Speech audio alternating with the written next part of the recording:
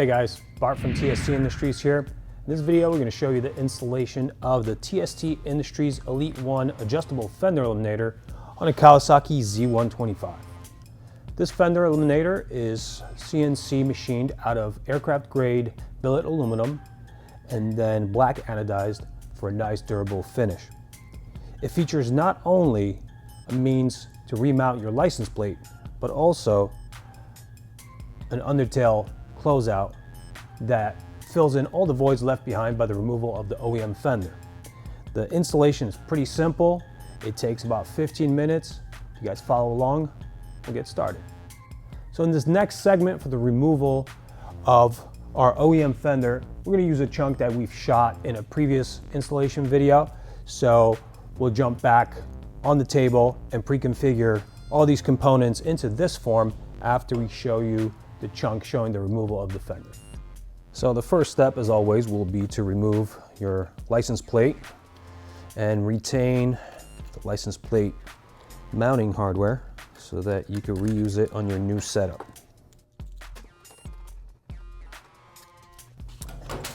Then we will need to remove the seat. At this point, if you own this bike, you probably know how to do that. Key from the bottom comes right up.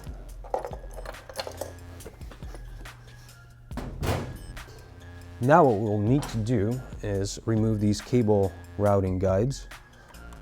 One on the left, one on the right. And these are made of nylon, so you can handle them a little bit and they'll just come out and still be reusable. Right, now that we've actually extracted them from the frame, we'll still need to split them to unlock the top from the bottom. What I do is just deform it to the side like this with needle nose pliers, and they unlock. And now they're still usable. We'll be able to replace them.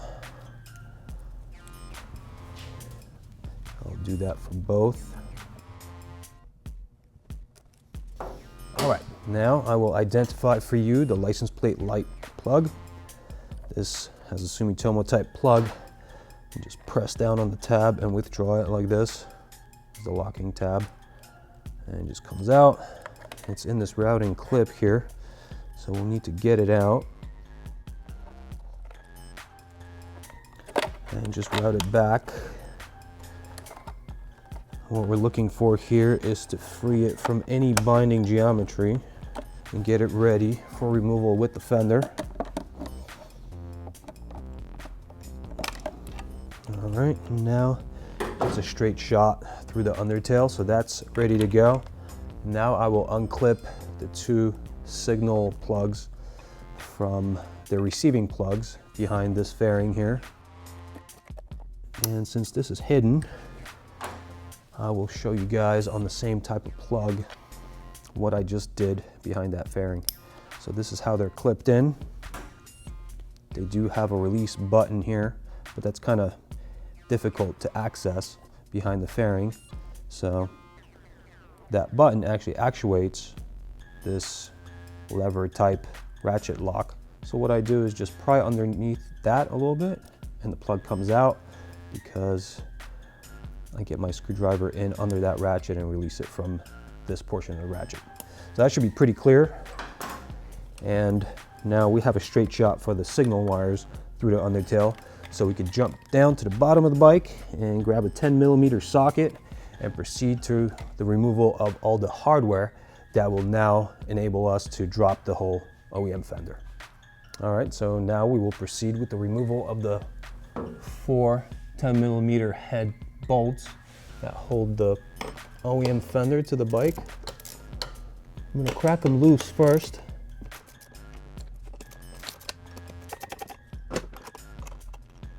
And what I like to do is just remove 2 of them totally.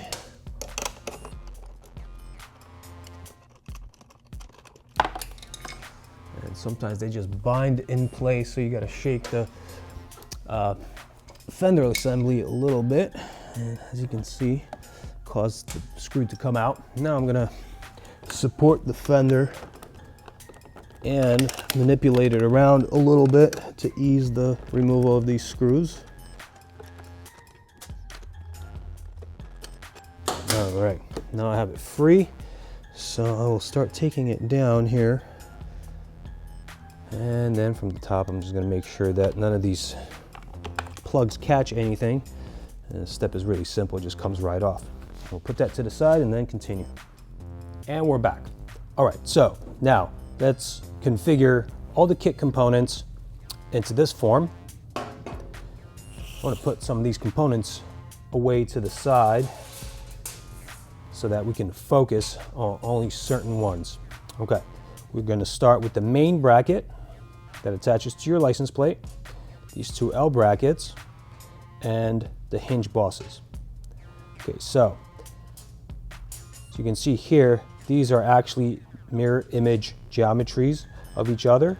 I like to arrange them like this first, logo out on the main bracket, and you can see here the geometry of the leading edge and trailing edge of this boss differs. So the one that has more curvature will be pointed towards the rear of the bike. All right, so now I will grab some of the necessary hardware for the next step. We'll pick the two smaller button head screws. Actually, these are the only button head screws in this particular assembly. Place them here, and then I'm going to select two of the washers I'm going to be using along with these screws. You can see here we have 3 washers for the entire kit. The largest one goes to the side. We'll use the 2 smaller ones. I'm going to superimpose the washer on the screw. One for each side. And then I'm going to grab one of the bosses, flip it around like this, and place my L bracket onto the little shoulder boss protruding from this hinge in this fashion. So more curvature side of the boss towards this portion. And now I'm going to thread this in using a 4mm Allen. I'm going to bottom it out. You don't want to tighten down on this all the way. You are going to adjust it when we get it on the bike. So for now, I'm just going to snug it up and leave it like that. So now again, boss, flip it around, get the hole of the L bracket onto that boss, screw washer, thread it in, and you need to make sure that the hole of the L bracket becomes concentric with the boss protruding from the hinge. I've done that here, so I'm going to snug it up a little bit. And after this step, we are looking to have this geometry.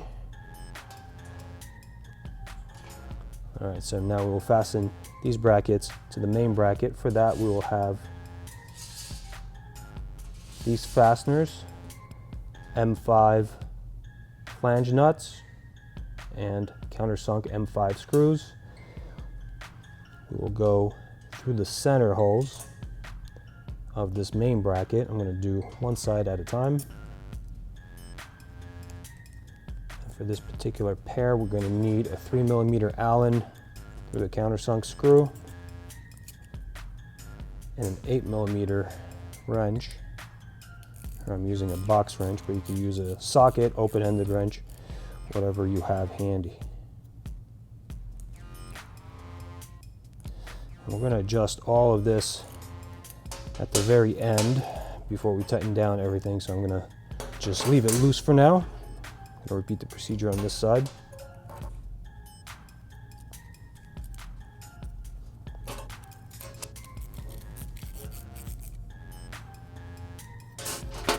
All right, so at this point we're looking for this subassembly to look roughly like this. All right, so at this point, I'm gonna assemble this pre-assembly onto our closeout using 2 of these countersunk M6 by 12 short screws. These go from the inside, from the non-cosmetic side of the closeout, penetrate through the closeout and get fastened into our hinge bosses with a 4mm Allen.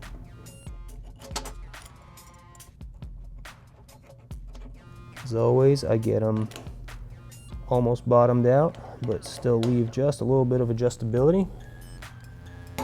And then I will grab a 10mm open-ended wrench and use it to hold the hinge boss parallel to the axis of the bike when this is mounted on the bike, basically center axis of the closeout. And as I hold it, I'm going to tighten down on our countersunk screws that attach our hinge bosses to the closeout. You want to make sure that you get them tight enough so that you engage the threads enough so that they do not loosen from road vibration, while at the same time making sure that your hinge bosses are parallel to the center axis of the bike and the closeout. So I've done that here, and as you can see, I still have some adjustability in the hinge mechanism.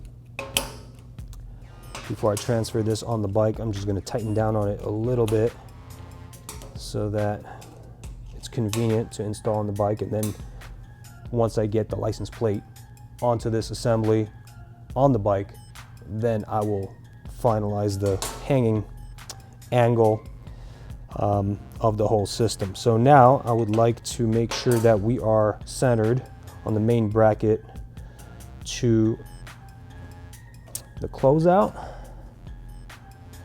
and that's right about there. I'm going to use that 3mm Allen and 8mm box wrench again and tighten down on these connections. All right, so now I'd like to take a little moment to talk about the center hole here on the closeout. We provide means to block that off, and those are the remaining components here. If you're not going to be using any sort of a signaling system or license plate light on this setup, you can block this hole off with the hardware that we provide. If you're going to use any sort of a wired component in conjunction with this, you could use that access hole to route your wires to the trunk compartment and make that connection there. We do have separate videos illustrating the installation of our license plate light, as well as multiple options for signaling components that go along with the Fender Eliminator. Please look for that in our YouTube channel or through the links provided in the product pages of those components. For the purpose of this video, we are going to block out this hole, and then we're going to jump onto the bike and finalize the installation on the bike.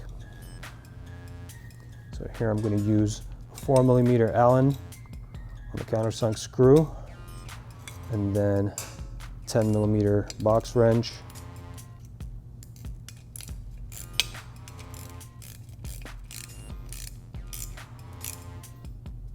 All right, once we snug this up, we are ready to install this assembly onto the bike. All right, so at this point, we're going to use 4mm Allen along with the remaining 2 screws, 2 of the countersunk screws, penetrating through the forward holes in our Fender Eliminator assembly on the closeout. I'm going to screw those into the subframe through the undertail. I'm just going to get this snugged up so I can get the other screw in. And before I tighten down all the way, I'm going to make sure everything is sitting center here. Now I can tighten this down with these 2 bolted connections, make sure you engage the threads enough so that they don't vibrate out. If you're so inclined, you can use a little bit of blue Loctite or some other non-permanent thread locking agent. And now we can go ahead and replace the license plate on our new Fender Eliminator. So I'm going to use the hardware that I took off in an earlier step.